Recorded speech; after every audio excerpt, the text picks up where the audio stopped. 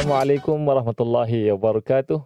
Bertemu kembali kita di podcast Kementerian Pendidikan Malaysia bersama dengan bahagian Pendidikan Islam Kementerian Pendidikan Malaysia. Alhamdulillah, saya doakan kepada penonton untuk podcast KPM sentiasa dikurniakan kesihatan yang baik dan sering ditunggu-tunggu podcast ini untuk mengetahui fakta, info ataupun apa jua berkenaan dengan Kementerian Pendidikan Malaysia. Alhamdulillah, pagi ini kita akan diteruskan lagi dengan satu tajuk yang kita bincangkan khusus, iaitu berkenaan dengan hala 7 kurikulum bersepadu dini ataupun boleh juga kita panggil dengan sebutan KBD dan Sijil Tinggi Agama Malaysia STAM. Dan di mana yang kita maklum sebenarnya, penonton-penonton ataupun siapa-siapa di luar yang sebenarnya ramai yang nak tahu KBD ni sebenarnya kurikulum tu bagaimana bentuk dia sebenarnya. Itu yang kadang-kadang ada yang keliru dan sebagainya, dan termasuklah peperiksaan Sijil Tinggi Agama Malaysia yang soalan yang sangat-sangat popular yang sering ditanya oleh mereka yang nak tahu adalah ke mana hala 7 murid yang ambil STAM ni boleh pergi ke mana. Okay. Baik, Alhamdulillah, podcast kita pada kali ini kita ada satu jemputan khusus, insyaAllah akan bersama dengan kita, iaitu Timbalan Pengarah Sektor Kurikulum Pendidikan Islam dan Bahasa Arab bahagian Pendidikan Islam Kementerian Pendidikan Malaysia, iaitu Tuan Haji Azizan bin Muhammad. Assalamualaikum Tuan Haji, sihat? Okey, Waalaikumsalam, sihat, Alhamdulillah. Macam mana hari ni Tuan Haji? Okay, perjalanan sampai tak jam lah. Tak jam lah. Alhamdulillah. Alhamdulillah untuk pengetahuan semua, Timbalan Pengarah Tuan Haji Azizan adalah jemputan yang kita rasa, bukan rasa, ini adalah memang orang yang betul untuk kita bertanyakan berkenaan dengan hala 7 kurikulum sepadu dini KBD dan Sijil Tinggi Agama Malaysia. Mungkin sebelum kita teruskan dengan soalan ni Tuan Haji, mungkin untuk gambaran awal ataupun sedikit Tuan Haji latar belakang bagaimana Tuan Haji boleh berada di sektor kurikulum Pendidikan Islam dan Bahasa Arab, insyaAllah. Silakan Tuan Haji, macam mana? Okey, terima kasih. Dia perjalanan panjang lah. Perkhidmatan kita, saya asasnya bermula saya mengajar dekat sini je, dekat SMK Sekampung Jaya. Oh, dekat dengan KKR ni. Yeah. Dan terus ke bahagian Pendidikan Islam lah. Dan juga pernah berada di JAKIM, di Jabatan Kemajuan Islam Malaysia. JAKIM ada berapa lama tu? JAKIM hampir 8 tahun. Saya berada di JAKIM dan pada tahun 2020 kembali semula ke bahagian Pendidikan Islam. Hingga kini lah. Alhamdulillah. Maknanya perkhidmatan Tuan Haji juga agak menarik. Sempat berada di JAKIM dan akhirnya kembali di bahagian Pendidikan Islam. Dan pernah juga berada di bahagian pembangunan kurikulum sebenarnya. Oh, okey. Di BPK. Ya. Okey, baik Tuan Haji, tanpa buang masa, ramai yang sedang menunggu berkenaan dengan apa itu KBD dan STAM ni. STAM ni memang sudah popular Tuan Haji. Dan kita pun dah tahu sedikit, ramai yang dulu dipanggil STU, ada panggil STA. Cuma untuk awal ni Tuan Haji, boleh Tuan Haji ceritakan sedikit latar belakang bagaimana lahirnya kurikulum bersepadu dini ataupun kita boleh panggil dengan KBD ni, sebab ramai yang masih keliru sebenarnya dan bertanya-tanya berkenaan dengan apa tu KBD. Jadi kalau mungkin mendapat gambaran yang jelas, akan mungkin menjadikan satu sumber kepada anak-anak kita untuk mengikuti KBD ni. Okey Tuan Haji? Okey, terima kasih. Okey, kita tengok dari segi sejarah awal atau belakang lahirnya KBD. Sebenarnya KBD ni adalah lahir di peringkat awal, dibina secara bersama di antara pihak KPM dengan pihak JAKIM waktu itu. Asalnya kurikulum itu dikenali sebagai base kepada kurikulum Azhari yang ada di sekolah-sekolah Arab, di sekolah-sekolah negeri sebelum diangkat menjadi kurikulum kebangsaan. Sebab waktu itu apabila berlaku pendaftaran SABK, dia menggunakan kurikulum Azhari lagi waktu itu. Dan berbagai kurikulum di SABK ni dia kurikulum mengikut negeri. SABK itu apa? Sekolah Agama Bantuan Kerajaan yang berdaftar dengan KPM. Maknanya dia di negeri, sekolah negeri yang berdaftar dan sebagainya, dia mengikut kurikulum di negeri itu sendiri. Tak selaras. Dan akhirnya kita selaraskan dan kita hasilkan kurikulum itu dengan persetujuan semua pihak-pihak yang ada kepentingan. Sama ada pihak, kalau di peringkat kebangsaan, kita mendapat persetujuan daripada Lembaga Penasihat Pelajaran dan Pendidikan Islam, kalau dulu dikenali sebagai LEPAI. Dan sekarang LEPAI ini juga dah bertukar nama, dikenali sebagai Jawatankuasa Penyelarasan Pendidikan Islam Kebangsaan, JPPIK, yang berada di bawah Majlis Kebahasaan Ahli Waris Islam. Mana prosesnya, melalui proses-proses itulah sehinggalah kurikulum bersepadu dini ini diangkat akhirnya ke Jawatankuasa Kurikulum Pusat untuk diiktiraf sebagai kurikulum kebangsaan.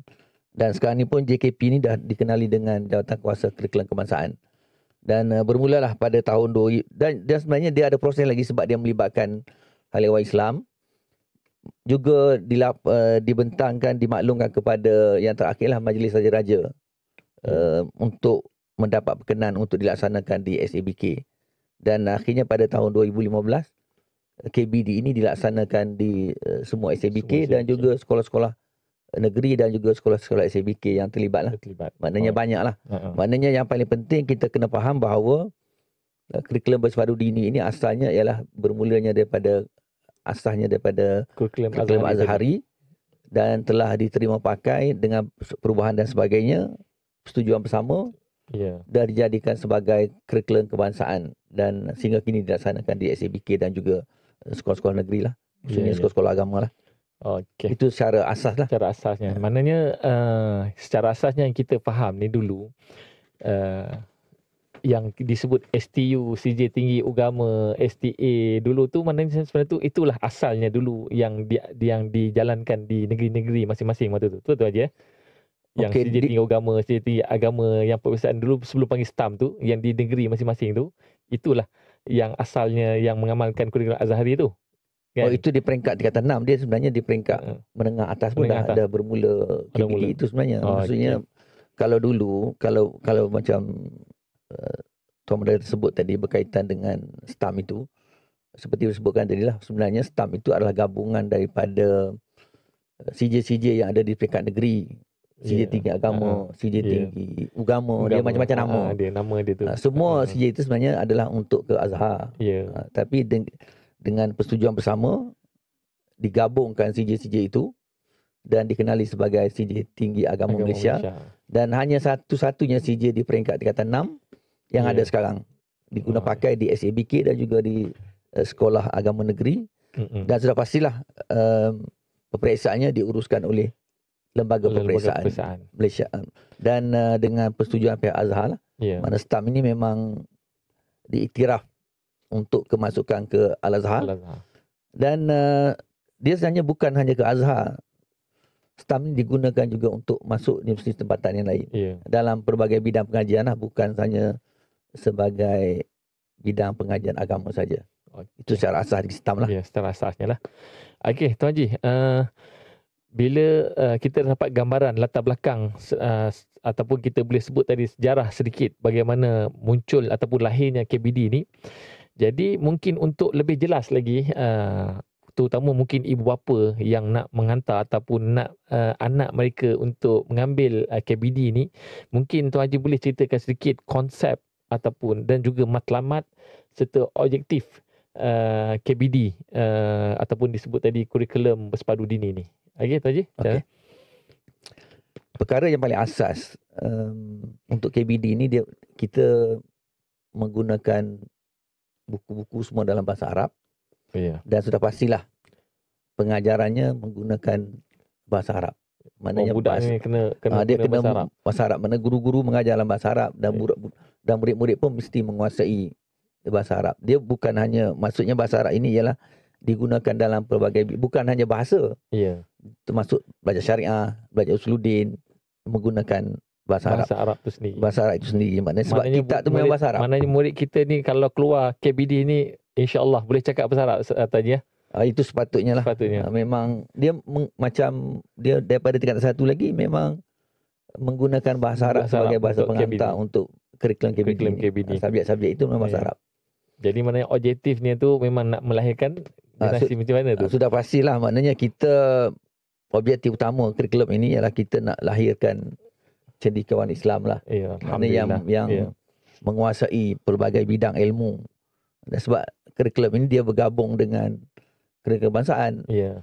Maknanya kalau dulu kita nampak sekolah-sekolah Arab ni zaman dulu, dia lebih kepada subjek agama semata-mata, tak banyak subjek kebangsaan. Sekarang ni kita gabung sekali. Maknanya murid-murid itu sama juga dengan sekolah menengah, mengambil subjek yang sama.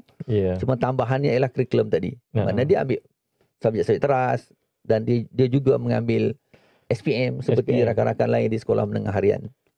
Dan kurikulum tadi sebutkan tadi bahawa sudah pastilah dia mempunyai ruang dan peluang yang lebih luas untuk meneruskan pengajian di peringkat pengajian agama dan juga bidang-bidang pengajian lain.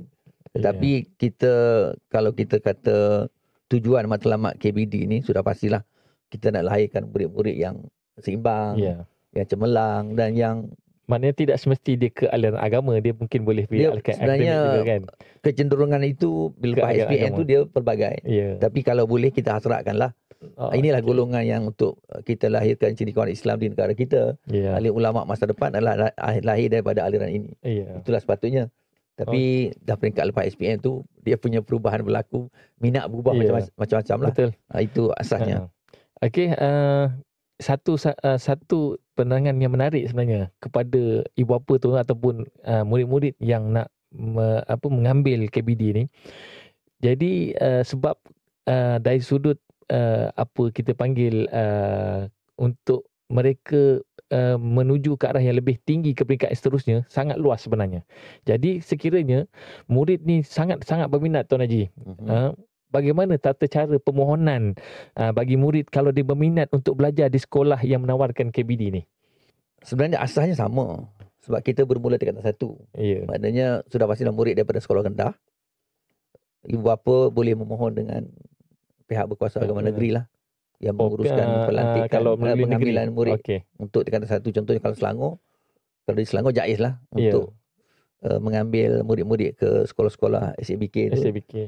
Yang menyediakan kurikulum KBD ni lah. KBD. Contohnya banyak sekolah yang dekat sini kan.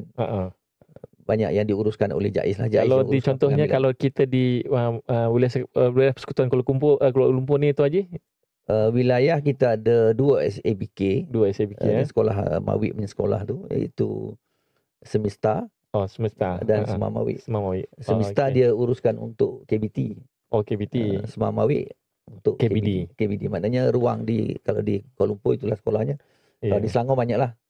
Yang maknanya ataupun lebih mudahnya mungkin guru ni ibu bapa ni mungkin boleh merujuk langsung pada guru lebih mudah mungkin untuk nak mengetahui lebih mudah cara permohonan. Lebih senang saya rasa di sekolah memang ada maklumat untuk ke tingkatan 1 tu memang dah ada. Cuma laluan mana nak pergi. Maknanya seperti saya sebutkan tadi, ruang untuk murid-murid ke sekolah yang menawarkan KBD ini dia lebih banyak peluang untuk menyambung pengajian dalam pelbagai bidang. Dia tidak terhad kepada pengajian agama semata-mata. Okey Tuan Haji,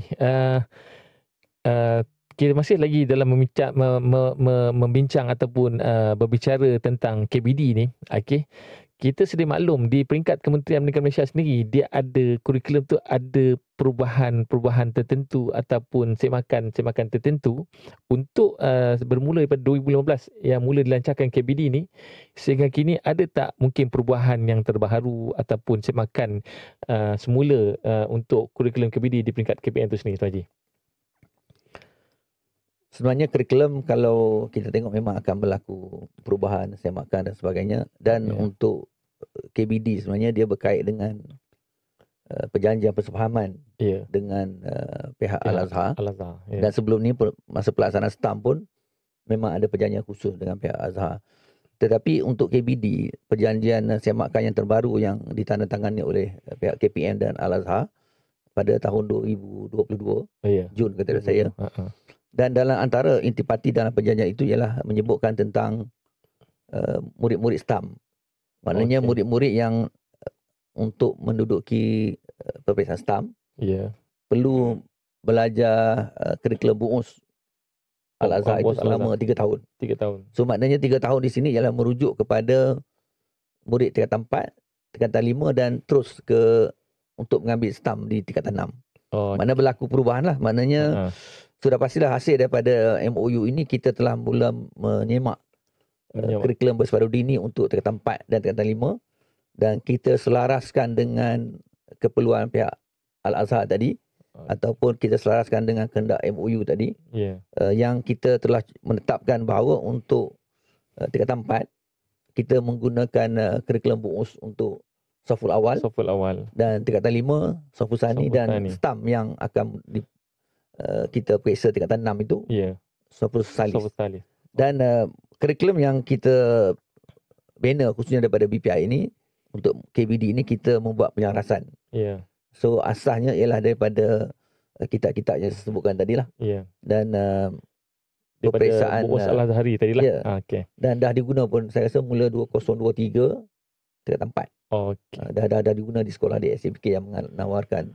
Maknanya kalau sebelum ni bukan 3 tahun, maknanya sebelum ni adalah untuk program STAM tu dia adalah setahun saja untuk tu. Okey, sebenarnya sebelum MOU yang kedua yang kita tanda tangan 2022 tu, dia tak sebut tentang tahun tu. Tak sebut. Maknanya siapa yang nak, murid yang berminat nak ambil STAM, dia tak sebut mesti melalui kurikulum BUUS selama 3 tahun, tak. Dia maknanya sesiapa yang berumur 18 tahun ke atas, layak menduduki SPM, layak untuk menduduki STAM. So berbeza dengan MOU yang baru. Ini mungkin ada kaitan dengan, kalau kita tengok dari segi antara sebab yang dibuat MOU yang baru itu ialah berkaitan dengan penguasaan bahasa dan sebagainya. Jadi maknanya sekarang ni mungkin soalan saya seterusnya ni, pendokumentasian kurikulum KBD, dan apakah KBD ni mengambil langsung ataupun mengguna kurikulum dan buku teks memang terus daripada Mahat Al-Bu'uth Al-Islam Al-Azhar ni. Maknanya bukan kurikulum tu kita tak sediakan, tetapi dia langsung menggunakan kurikulum dan buku teks Mahat Bu'uth Al-Islamiyah Al-Azhar tu sendiri ke Tuan Haji? Okey, seperti mana yang sebutkan tadi, semua ini berkait rapat dengan MOU kita dengan Al-Azhar yang menyebutkan kita perlu menggunakan kurikulum atau kitab dan yang buku disediakan oleh pihak Al-Azhar tadi. Dan kitab-kitab yang kita pakai dan kurikulum yang kita bina, kita selaraskan. So ada penyelarasan di peringkat BPI untuk kurikulum BUUS tadi. Maknanya kalau bahasa yang paling mudah, KBD yang kita guna sekarang ni memang asalnya adalah daripada kitab-kitab BUUS yang kita gunakan untuk kita, dan selaraskan untuk kesesuaian dengan murid kita di sinilah. Mana kita tak ambil 100% sebutkan tadi lah. Ada kita penyusunan, penyelarasan sesuai dengan keperluan kita. Jadi maknanya dalam masa yang sama tadi, macam disebut oleh Tuan Haji tadi, penggabungan kurikulum tu, kalau untuk KBD ni dia ada kurikulum Al-Azhar dan masa sama digabungkan juga dengan kurikulum kementerian kita sendiri. Contohnya kalau subjek yang selain pada KBD itu, subjek bahasa Melayu, matematik, itu memang langsung terus menggunakan kurikulum di kita sendiri KPM. Dia hanya melibatkan KBD saja. Yang lain subjek-subjek teras itu memang kurikulum kebangsaan seperti sedia sama sejarah sama. Sama seperti murid-murid kita yang belajar di sekolah harian. Samanya di SABK. Okey Tuan Haji, sangat menarik bila Tuan Haji terangkan berkenaan dengan KBD tadi, dan saya sendiri pun rasa sangat menarik dan rasa kalau boleh nak patah balik umur muda balik ambil KBD. Nak ribas balik. Nak ribas balik kan. Okey, sekarang ni bila Tuan Haji sebut tadi berkenaan dengan STAM ni kan, CJ Tinggi Agama Malaysia ni. Okey, boleh Tuan Haji jelaskan sedikit bagaimana STAM ni ataupun pengajian STAM ni beroperasi? Macam Tuan Haji sebut tadi, mungkin nak ada yang lebih nak tahu sebab anak mereka nak pergi STAM ni. Sebab dulu ada orang tanya pergi STAM ni nak pergi mana? Kan? Jadi mungkin Tuan Haji boleh cerita sikit operasi STAM ni. Okey. Kita sebut STAM. Sebenarnya STAM tu adalah CJ Tinggi Agama Malaysia. Dia sama macam SPM Tuan Haji. Tak, dia STAM ni kalau dari segi pengiktirafan pihak JPA, dia sama dengan STPM. Sama maknanya dengan kalau pelantikan pejawatan sama dengan STPM. Tu menarik tu. Maknanya dari segi untunglah murid ambil STAM. Sebab dia setahun saja. Oh, maknanya dia lebih awal Lebih lagi awal dia boleh masuk masuk universiti. Ya, lebih awal. Maknanya kalau SPM tu dia kena melalui matrik dulu ataupun asasi ya, Tuan Haji kan? Kalau STPM pula dia kena melalui 2 tahun di peringkat STPM. Ya. Berbeza dengan STAM. Oh, itu sangat menarik STAM sebenarnya. dia STAM ni. setahun saja dan terus masuk ke universiti, sama ada ke Al-Azhar ataupun ke universiti tempatan yang ada lah. Dan banyak sekolah-sekolah yang menawarkan pusat ataupun tingkatan 6 dini ni yang menawarkan STAM. Dan berdasarkan MOU atau perjanjian persefahaman dengan Al-Azhar, saya sebutkan tadi, murid-murid yang nak mengambil STAM perlu melalui kurikulum STAM, kurikulum bungus. Kurikulum bungus tadi. Maknanya dia tak boleh masuk tingkatan 6 teruslah tanpa melalui kurikulum bungus, yang kalau dulu sebut mungkin tingkatan 4, 5 dan sebagainya. Maknanya dia tak boleh macam sebelum ni. Kalau sebelum ni, sesiapa yang nak ambil STAM boleh terus dapat tingkatan 6, boleh ambil STAM. Tetapi pihak Al-Azhar telah mensyaratkan supaya pelajar-pelajar atau murid yang nak ambil STAM mesti telah mempelajari kurikulum bungus di peringkat menengah atas tadi, 4 dan 5 tadi. Disebut sebagai 3 tahun. Mana 3 tahun tu menuju sehingga ke tingkatan 6 lah. Okey, maknanya bila mungkin ada murid-murid ataupun ibu bapa yang bertanya, sebab ada sebelum ni dia tak tahu STAM ni di mana sekolahnya, dilaksanakan di mana. Maknanya kita boleh faham tadi STAM ni dilaksanakan di sekolah SABK kan, ataupun sekolah yang menjalankan KBD. Ya, di SABK. Tadi okey. Jadi bila kita sebut STAM ni lagi Tuan Haji, untuk kita lebih memberikan gambaran yang jelas. Jadi mungkin ada anak-anak yang ataupun ibu bapa yang bertanya syarat murid ni untuk mengikuti kurikulum tingkatan 6 dini ni.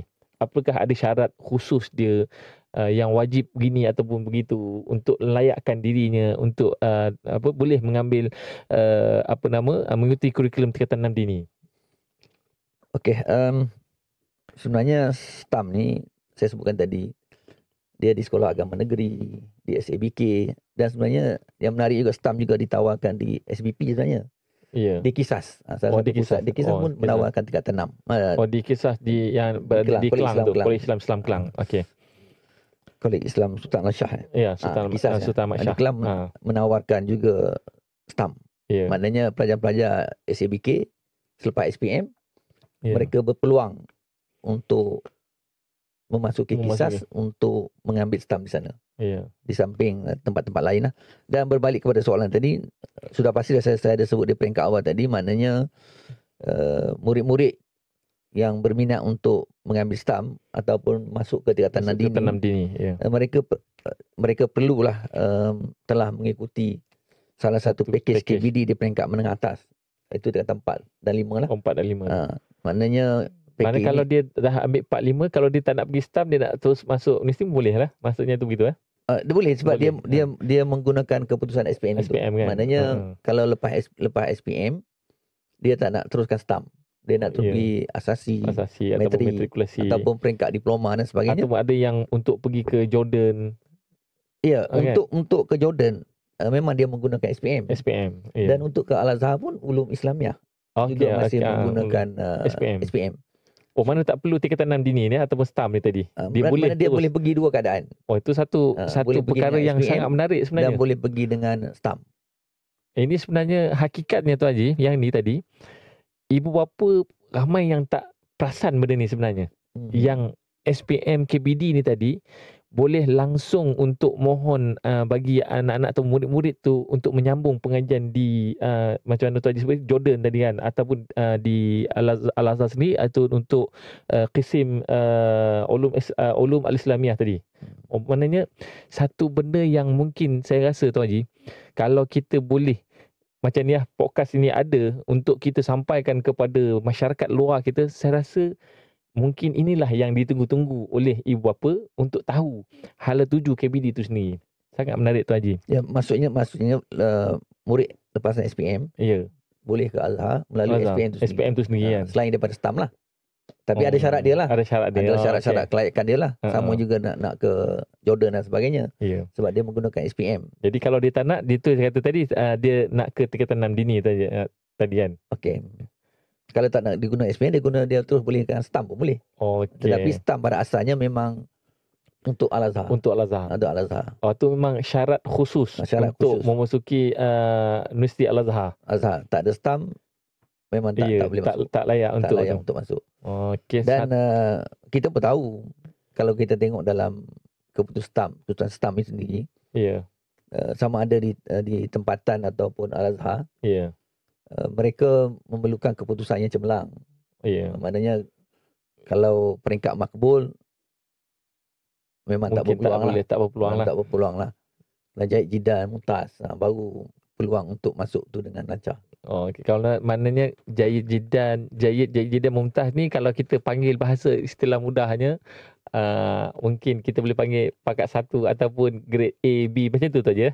Dia sebab kalau kita kata Mumtaz ni cemerlang lah. Okey, Mumtaz cemerlang. Jayid Jidan tu sangat baik. Okey, Taji, InsyaAllah kita pun sudah berada di hujung program podcast KPM ni, Taji. Saya ada soalan yang terakhir untuk Tuan Haji sebagai penutup bicara kita pada kali ini. Contoh macam kita dah maklum tadi peperiksaan stamp, dan mungkin boleh merujuk ibu bapa yang anak dia ni untuk mengambil stamp ni, boleh merujuk untuk syarat-syarat bagi calon sekolah presiden dan sebagainya. Cuma yang terakhir ni, Taji, harapan Tuan Haji dan juga untuk memberitahu kepada masyarakat luar ni betapa indahnya ataupun besar dan luasnya peluang yang disediakan oleh KBD stamp tu sendiri, supaya, dan juga saya mungkin Tuan Haji boleh suntik sikit semangat masyarakat luar tu supaya anak-anak ataupun ibu bapa tu sendiri nak menghantar anak mereka ke KBD. Apa harapan Tuan Haji, insyaAllah? Sebenarnya peluang murid belajar dan juga harapan masa depan tu, kita memang mengharapkan mereka teruslah daripada tingkatan 1 sampai tingkatan 5 ataupun sampai stamp. Supaya bukan lepas tingkatan 3 dia keluar ke aliran lain. Dia teruskan kalau boleh kita nak dia duduk di KBD sehinggalah lepas SPM dan juga ambil stamp. Sebab kita tahu bahawa peluang-peluang tu banyak. Dan stamp tu antara yang ruang terbaik yang boleh digunakan pakai. Dan saya mengharapkan ibu bapa memberi peluang kepada anak-anak untuk teruskan. Maknanya bukan lepas tingkatan 3 dah pindah kat lain. Dia teruslah sampai tingkatan 5 atau tingkatan 6. Sebab peluang yang ada itu terhad. Bukan semua. Cuma ada satu tu aja nak tanya. Di KBD tu dia ada aliran dia tak sendiri? Sebenarnya di KBD pun dia ada aliran tulen. Ada juga ada KBD tulen. Ada dia sama dengan macam KBD aliran sains pun ada. Sains pun ada. Okey, benar. Sastra iktisas pun ada. Maknanya ruang tu sama. Okey. Kalau ibu bapa melihat peluang tu sama. Cuma kita menambahkan kurikulum KBD dalam subjek kurikulum kebangsaan yang ditawarkan. Itu secara asasnya. Dan kita harapkan supaya ibu bapa faham dan menyokong pembelajaran anak-anak. Dan nak menghantar anak mereka dalam mengikuti kurikulum KBD ni. Okey, Tuan Haji, alhamdulillah, terima kasih banyak-banyak atas penerangan hala tuju KBD dan stamp ni, dan kami pun berharap semoga podcast KPM ni boleh memberi input kepada masyarakat di luar, dan juga terutama ibu bapa yang sebelum ni ramai yang tertanya-tanya KBD tu apa, stamp ni macam mana, dan akhirnya telah pun dijawab dengan jelas oleh Timbalan Pengarah Sektor Kurikulum Pendidikan Islam Bahasa Arab, iaitu Tuan Haji Azizan bin Muhammad. Dan alhamdulillah, insya-Allah moga-moga memberi manfaat kepada semua masyarakat di luar yang mendengar atau menonton podcast ini. Dan saya sudahi dengan kalam yang mulia. Kita akan bertemu kembali pada podcast KPM pada musim yang akan datang. Aku qouli hadza, astaghfirullahal azim li wa lakum. Wassalamualaikum warahmatullahi wabarakatuh.